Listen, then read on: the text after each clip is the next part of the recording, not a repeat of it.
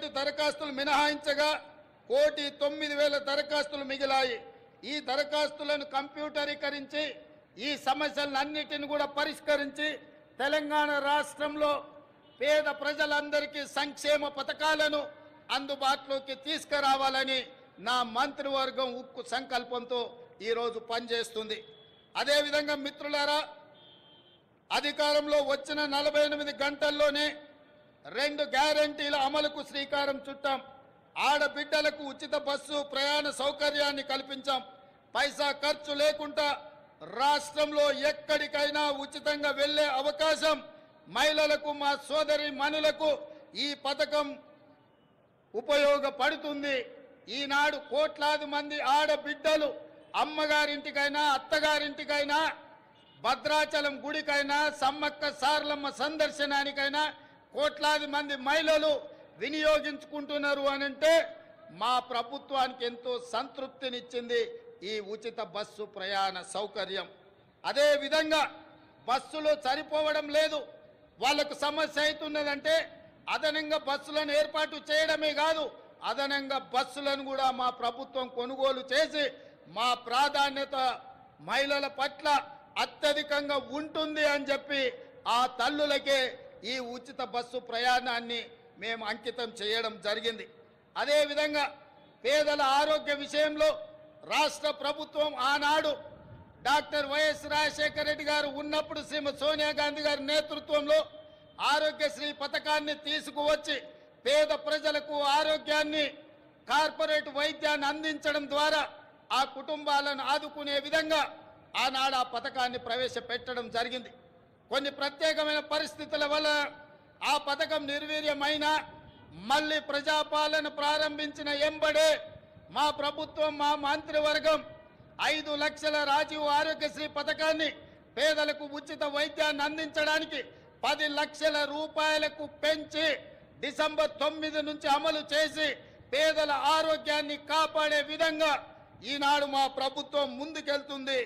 అందుకే ఈరోజు పేదల యొక్క ఆరోగ్యం మా ప్రభుత్వం యొక్క బాధ్యత అని చెప్పి సగర్వంగా నేను తెలియజేస్తున్నాను. అదేవిధంగా యువత ఉద్యోగాల నోటిఫికేషన్లు, పరీక్షల నిర్వహణ పారదర్శకంగా నిర్వహించడానికి తెలంగాణ పబ్లిక్ సర్వీస్ కమిషన్ని ప్రక్షాళన చేశాము. 70 రోజుల్లోనే 30,000 మంది నిరుద్యోగ యువకులకు ఉద్యోగ అవకాశాలు కల్పించి ఉద్యోగ పత్రాలు ఎల్బీ స్టేడియంలో వాళ్ళ కుటుంబ సభ్యుల సమక్షంలో వాళ్ళ కళ్ళల్లో సంతోషాన్ని చూస్తూ మా ప్రభుత్వం నియామక పత్రాలను అందజేయడం జరిగింది. ఈనాడు నిరుద్యోగ యువకుల యొక్క ఉద్యోగ ఉపాధి అవకాశాలు మా ప్రభుత్వం ఎంతో ప్రాధాన్యతతో వాటిని నిర్వహిస్తున్నది. అదేవిధంగా గ్రూప్ 1 నోటిఫికేషన్ ఇచ్చినాం. ఈ నెల 9న ప్రాథమిక పరీక్ష జరగబోతుంది. అదేవిధంగా మెగా డిఎస్సి పోస్టులతో 11,062 ఉద్యోగ నోటిఫికేషన్లు ఇచ్చినాం. తొందరలోనే ఈ టీచర్ల నియామకాలను చేపట్టడం ద్వారా తండాలలో, గూడాలలో, మారుమూల పల్లెల్లో పేదలకు విద్యను అందుబాటులోకి తీసుకొచ్చి ప్రతి పేదవాడికి విద్యను అందించాలన్న లక్ష్యమే మా ప్రభుత్వం యొక్క లక్ష్యము. ఆ దిశగా మేము ప్రయాణం చేస్తున్నాం. అదేవిధంగా వయో పరిమితిని కూడా 44 సంవత్సరాల నుంచి 46 సంవత్సరాలకు పెంచి ఈ ఖాళీలను భర్తీ చేసే నిర్ణయం మా ప్రభుత్వం తీసుకున్నది.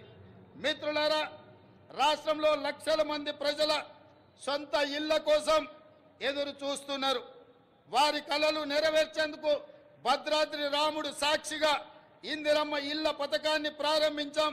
పేదల కోసం ఈ ఏడాది 4,50,000 ఇండ్లను మంజూరు చేయడమే కాదు, 22,500 కోట్ల రూపాయలు నిధులు కేటాయించడం ద్వారా ప్రతి శాసనసభ నియోజకవర్గంలో 3,500 ఇళ్లు పేదవాళ్లకు నిర్మించి పేదవాడి సొంత ఇంటి కలను, చిరకాల స్వప్నాన్ని మా ప్రభుత్వం పూర్తి చేయాలని దృఢ సంకల్పంతో ముందుకు వెళ్ళడం జరుగుతుంది.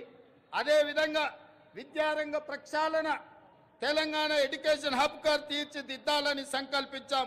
అందుకే ప్రతి మండల కేంద్రంలో అంతర్జాతీయ మోడల్ స్కూళ్లను నిర్మించడం మా బాధ్యతగా భావించి ఆ ప్రయత్నాన్ని ముందుకు తీసుకెళ్తున్నాం.